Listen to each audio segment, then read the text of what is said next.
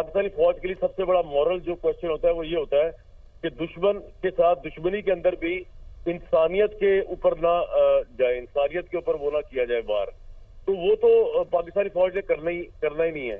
इसी वजह से टारगेट्स हमें चैलेंजिंग होते हैं स्ट्रेटेजिकली उसको चूज करना कि हम उन वहां पे करें जहां पे इंडिया की फोर्सेस हैं या इंडिया के। तो हमारे में और इंडिया की फौज में ये बहुत बड़ा इखलाकी फर्क है।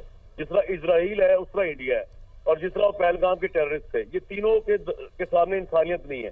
पहलगाम के टेररिस्ट जो थे उन्होंने भी इनोसेंट इंडियन टूरिस्ट को मारा, इसी तरह इजराइल इनोसेंट पैलेस्टाइनियंस को मार रहा है। इसी तरह हिंदुस्तान ने कल 26 इनोसेंट मुसलमान पाकिस्तानियों को मारा, मस्जिद पे अटैक किया, कुरान शरीफ के ऊपर अटैक किया, रिलीजियस टेक्स्ट। हम ऐसे नहीं है, तो वो तो झूठ है।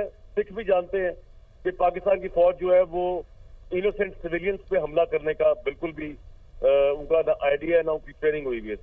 सही आपने बजा फरमाया कि जंगों के भी कुछ असूल होते हैं, गो के भारत की तरफ से तो किसी भी चीज़ को, इंसानियत को भी सामने नहीं रखा जा रहा। कामरान साहब, इंटरनेशनल कम्युनिटी का रोल आप किस तरह से देखते हैं?